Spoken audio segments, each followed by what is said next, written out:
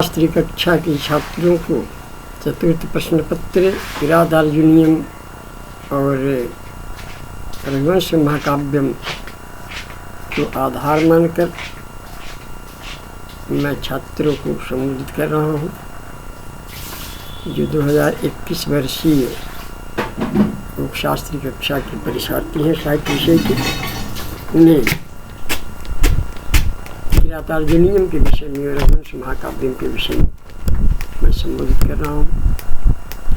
माननीय सचिव महोदय, प्रधानाचार्य महोदय, भारतेश्वरी मावारी संस्कृत महाविद्यालय छपरा से प्राप्त निर्देशों के आलोक में घर से कक्षाओं के संचालन क्रम में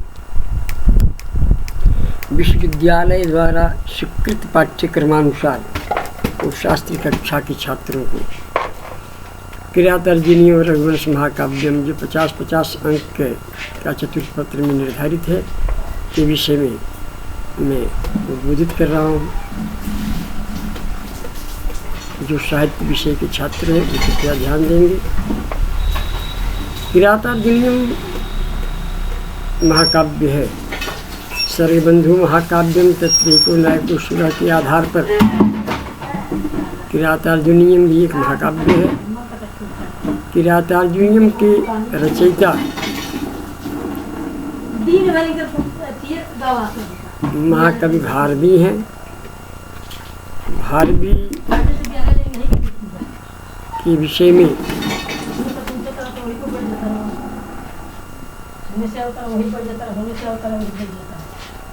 भारवी के विषय में ये कहा गया है कि बड़े ही प्रखर विद्वान और अपने पिता के पिता को और भी उनके पिताजी बहुत अच्छे विद्वान थे, दूर दूर तक फैलाने वाले थे। लेकिन उनके पिता बार बार उनकी निंदा किया करते थे, इसलिए अपने पिता की निंदा से उब कर उनका वध करना चाहते थे। एक बार रात्रि में चांदनी रात में वे उनके पिता और माता घर के प्रासाद पर, प्रासाद में कोठा पर बैठे हुए थे। चांदनी छटक रही थी। तो भारवी की माँ ने पूछा कि चांदनी रात कितनी सुंदर लग रही है। उनके पिता ने कहा कि ठीक वैसे ही जैसे भारती का जश तीनों लोगों में फैल रहा है। भारवी प्रासाद की सीढ़ियों पर खड़े थे, हाथ में खड़ग लेकर के आज उतरेंगे जिनका मैं कभी कर दूंगा। बार बार वे निंदा करते हैं, लेकिन अपने पिता के मुख से इस तरह की प्रशंसा सुनकर उनका मन आत्मग्लानि से भर गया और जाकर अपने पिता के चरणों में गिर पड़े और पश्चाताप के आप बहाने लगे। क्षण क्या बात है? मैंने कहा कि मैं आपका वध करने वाला था। क्योंकि आपके मुख से इस तरह अपनी प्रशंसा सुन करके आत्मग्लानि हो गई है और क्या इसका दंड होना चाहिए। आप मेरे को दंडित कीजिए, दंड कीजिए। भारवी के पिता ने कहा कि ये तुम्हारा मनसा पाप है। तुम्हारे मनसा पाप का प्रायश्चित क्या होगा ये तुम्हारे गुरु ही बता सकते हैं। अपने गुरुकुल में जाओ, जाकर अपने गुरु से अपनी इस मनसा पाप का प्रायश्चित पूछो। भारवी अपने गुरुकुल में गए। उन्होंने अपने गुरु से इस मनसा पाप का प्रायश्चित जानना चाहा, पूछा। गुरु ने कहा कि मनसा पाप का क्यों नहीं प्रायश्चित होता है। पहला ये कि जिस व्यक्ति को मनसा पाप लगा हो वह सूखे पेड़ में बैठकर, पेड़ पर बैठकर नीचे से अग्नि लगाकर जलकर मर जाए। दूसरा प्रायश्चित उसका ये होता है वो आत्महत्या करे। तो मैं दोनों काम तुम्हें करने को नहीं कहूँगा, इसलिए कि दोनों में तुम आत्महत्या करोगे तू भी और पेड़ पर जल कर के मर जाओगे तो भी तुम्हें प्रेत जोनी प्राप्त होगी और प्रेत जोनी बड़ी कष्टकर होती है। और तुम अपने माँ बाप की अकेली संतान हो, इसीलिए अकेली संतान की तुम्हारा बंद हो जाएगा, तुम अपनी आत्महत्या करोगे, फिर पिता माता का खानदान नहीं चलेगा, परिवार नहीं चलेगा। इसलिए दोनों प्रायश्चित में तुम्हें मना करता हूँ। तीसरा प्रायश्चित ये है कि तुम अपने ससुराल जाकर और उस ससुराल में निवास करो, और वहीं जो है ससुराल में निवास करके और वहीं जीवन यापन करो। ये भी तुम्हारे लिए प्रायश्चित है। तो इससे है कि तुम्हारे खानदान का नाश भी नहीं होगा और तुम्हारे खानदान में जो है, तुम्हारे खानदान में जो है वंश की कभी भी नहीं होगी, खानदान में नहीं डूबेगा और अपना वहाँ पर जीवन यापन भी कर लोगे। 12 वर्ष तक जीवन यापन करना, 12 वर्ष बाद फिर तुम लौट आओगे। तो ये सोच कर ये अपने गुरु का मुख से सुन करके और वो चले गए अपने ससुराल में। वहीं जा करके जंगल में जो है पशु सेवा करते थे और वहीं जंगल में रह करके महाभारती कथा को आश्रय लेकर के, महाभारती कथा का आश्रय बना करके उन्होंने किरातार्जुन की रचना शुरू की। तो किरातार्जुन की रचना उन्होंने जंगल में की थी। द्वितीय सर्ग में वो तो चूँकि पत्नी भी इनकी वहीं रहती थी ससुराल में, मायके में। उनके साथ की जो उनकी सहेलियाँ थीं वे अच्छे से वस्त्र, अच्छे से अलंकार गहने पहन करके किसी त्यौहार वर्ष पर आया करती थी और इसी को उनकी पत्नी के मन में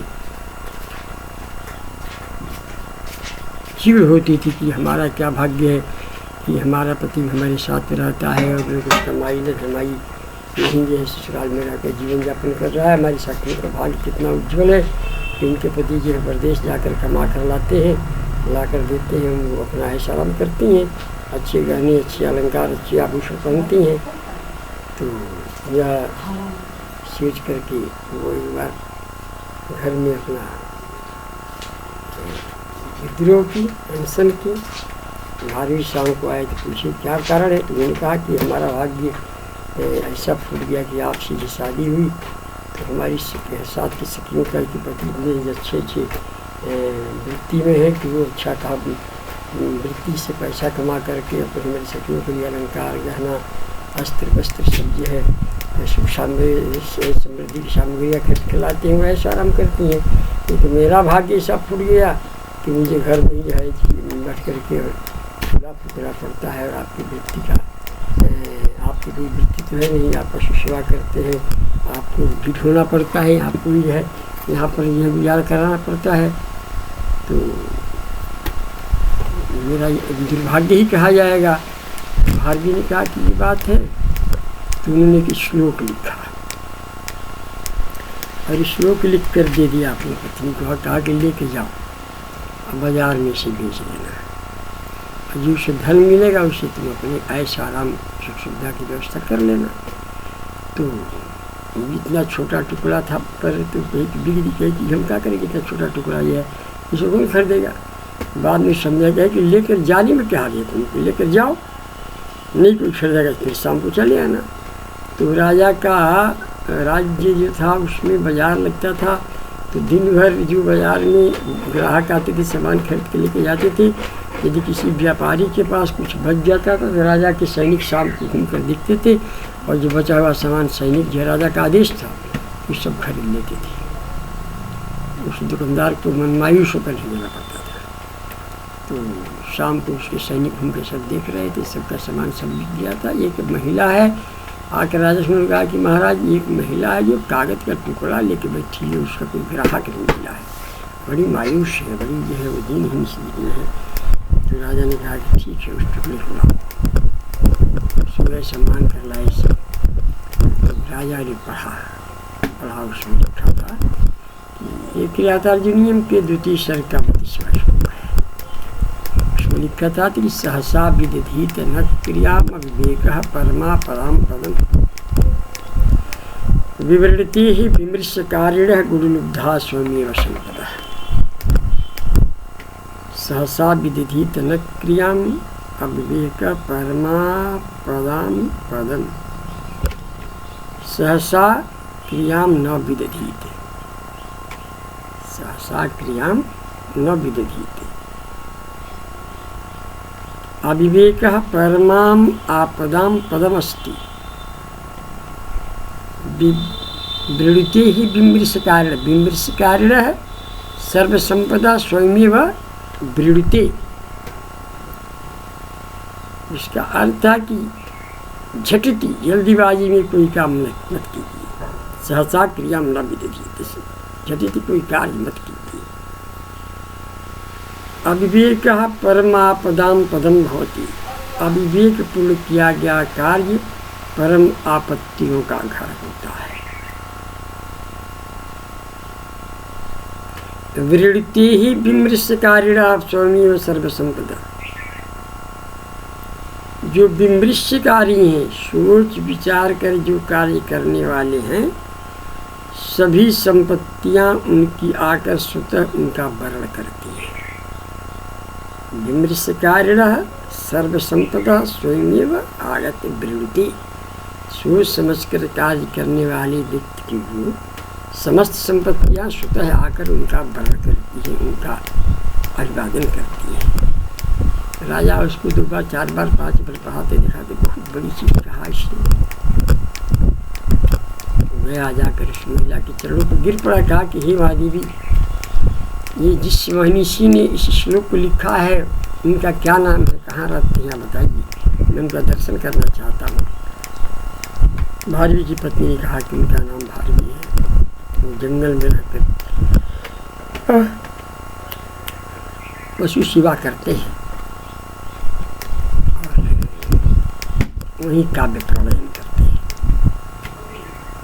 तो अपने सैनिकों को आदेश दिया कि जितना खजाना में धन है सब जो है रथों पर हाथी घोड़े पर लदवा कर इस महामाया इस महाशक्ति के घर भिजवा दिया जाए।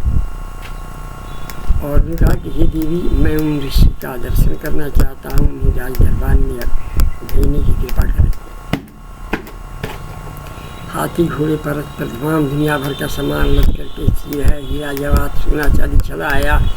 इधर इनकी पत्नी एकदम फूले नहीं समा रही थी कहाँ उठे कहाँ उठाएं। इसी में आधी धुंध लगी थी तब तो शाम को भारत भी आ गए। आकर उन्हें पूछा क्या हुआ कहीं दिखते नहीं है तमाम घर खजाना से भरा हुआ करें क्या हुआ। तुमका ये राजा ने क्या दिया तुमको बेटी तमाम सब घर भर भी आकर भर गया खजाना से अब क्या चाहते हैं। मैंने कहा कि तुमने शीत में ही शिशुओं को बेच दिया शीत में ही तुमने शिशुओं को बेच दिया। उन्होंने कहा कि अब आपका दर्शन करना चाहते हैं। खैर बाहर भी उस राजा दरबार में गए तो कहने का अर्थ कि उसमें किरातार्जुनीयम में किरातन च अर्जुन च तौ अधिकृत कृतम ग्रंथम किरातार्जुनीयम किरात और अर्जुन को अधिकृत करके लक्ष्य करके जिस काव्य की रचना की गई है उसका नाम हुआ किरातार्जुनीयम। उसमें किरात वेशधारी भगवान शंकर कुछ लोग कहते हैं कि भगवान शंकर की हैं कुछ लोग कहते हैं उसे तो श्रियापति श्रिया क्रूरामधिपस्य पालिनीं प्रजास वृत्तिम जमयुक्त वेदितुम सवर्णलिंगी विदिता समाज युधिष्ठिरम बदलत बने चल। किरातार्जुनीयम के पहला श्लोक है। किरातार्जुनीयम के काव्य का पहला जो मंत्र है वो श्री शब्द से प्रारंभ होता है और शिशुपालबद्ध भी एक महाकाव्य है जिसके रचयिता माघ है। माघ संतरे हुआ कवि जगत में आया है कि उपमा कालिदासस्य भारवे रथ गौरवम उपमा कालिदासस्य भारवे रथ गौरवम दल्लिनः पदलालित्यम माघे संतरे हुआ। कालिदास की उपमा की प्रसिद्धि है। कालिदास था उपमा किसी कभी नहीं लिखा। श्रुतेरिवार्थम स्मृतिरन्य गच्छत् श्रुतेरिवार्थम स्मृतिरन्य गच्छन् ये कालिदास की उपमा है। लगता के सामने स्वतः वो नर्तन कर रही है। अभिज्ञान शाकुंतलम में कभी कहता है कि परिग्रह बहुत द्वे प्रतिष्ठे कुलस्य में समुद्र वसना चोरवी सखी चोर जुयूरियम, इस तरह की उपमा महाकवि कालिदास की लगता है कि स्वतः नर्तन करती है सामने आकर। भारवीय अर्थगुणों में भारवी की अर्थ गांभीर्यता प्रसिद्धि है। नारिकेल फल समुद्र गतम बचा स्वतः भारवीय कहा है। भारवी की कविता क्या है? नारिकेल फल के समान है। नारिकेल फल जानते हैं? नारिकेल 2-3 आवरणों में ढका रहता है। जब 2-3 आवरणों को तोड़ेंगे तब जाकर मीठा फल खाने को मिलेगा अंदर से। वही ये भारवी की कविता। इनकी कविता को जब तक आप अवगाहन नहीं करेंगे तब तक उसका मीठा जल पीने को आपको नहीं मिलेगा। इसलिए इनके इनका अर्थ गांभीर्य है, अर्थ की इनकी गंभीरता, इनके अर्थ में गांभीर्य है। कालिदास के उपमा में विशेषता है, भारवी के अर्थ की गंभीरता है। भारवी गौरव तो गौरव कहा गया है। दंडिना पदलालित्यम, दंडी के जो काव्य है उसमें पदलालित्य है। और माघी संतरी हुआ, माघ में माघ के काव्यों का प्रारंभ मैं वही कर रहा था। माघ के काव्य का प्रारंभ श्री शब्द से होता है और समापन लक्ष्मी शब्द से होता है। पहला श्लोक जो है श्री शब्द से शुरू होता है और समापन लक्ष्मी शब्द से होता है। श्रीपति श्रीमती शाश्वतम जगत जिहन निवासो वसुदेव सद्वनी, ये शिशुपालपति के प्रथम स्तर का पहला श्लोक है। श्रीपति श्रीपति शाश्वतम जगत जिहन निवासो वसुदेव सद्वनी। गृहदर्जन का है कि श्रीपुरामदि पश्चिपालिम प्रजा मृत्युम जनिक्त वेदितुम सवर लिंगी विद्या समाज युधिष्ठिरम द्वैत बनी चला। तो ये किरातार्जुनीयम महाभारत की कथा पर आधारित है। महाभारत की कथा लेकर के किरातार्जुनीयम की रचना की गई है।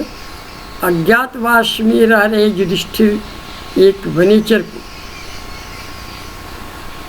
या वनवास में रह रहे युधिष्ठिर एक वनेचर को भेजते हैं हस्तिनापुर, जाकर ये पता करो 14 वर्ष के बाद भी हम लोगों के आने पर क्या दुर्योधन हम लोगों का राज्य लौटाएगा या नहीं लौटाएगा। वहाँ की प्रजा उससे खुश है या नहीं है, वह किस तरह का राज्य करता है, किस तरह का शासन करता है, प्रजा में उसकी क्या छवि है, क्या हमारे जाने पर प्रजा हमको भूल चुकी है, प्रजा मुझे पुनः स्मरण करती है। ये सब पहले से ऑप्शन खुला होगा तब तो जाकर हम राज्य की दावा करेंगे।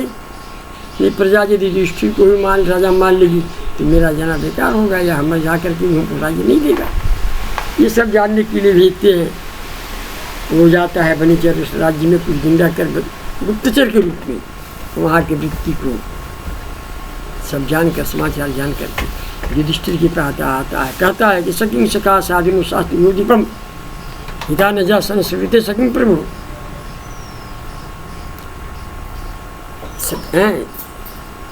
वह सकिंग सखा साधुन शास्त्र ज्योतिपम, यह अधिपम साधुन शास्त्र सकिंग सखा।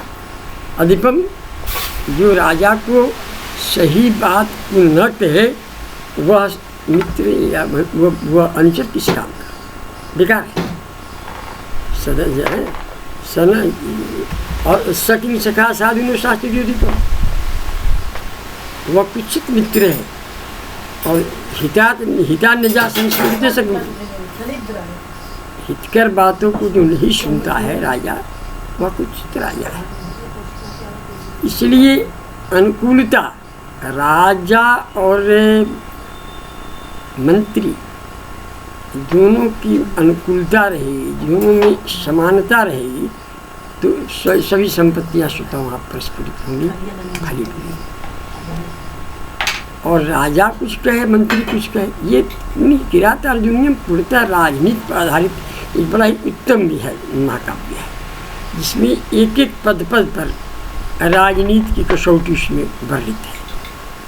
किरातार्जुनीयम कहता है वो कि वो अपने मंत्रियों को अपना भाई समझता है कि भाइयों क्या समझेगा, भाइयों को तो राजा ही मानता है, तू ही राजा हो कुछ नहीं।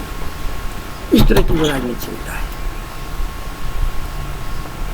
तो इस तरह की रात अर्जुनियम अपने आप में एक महाभारत की कथा पर आधारित एक उत्तम महाकाव्य है, जिसमें किरात और अर्जुन की कथा वर्णित है, और भी पांडवों की कथा वर्णित है। तो सर्गबंधु महाकाव्यम तत्नीको नायको सुर है।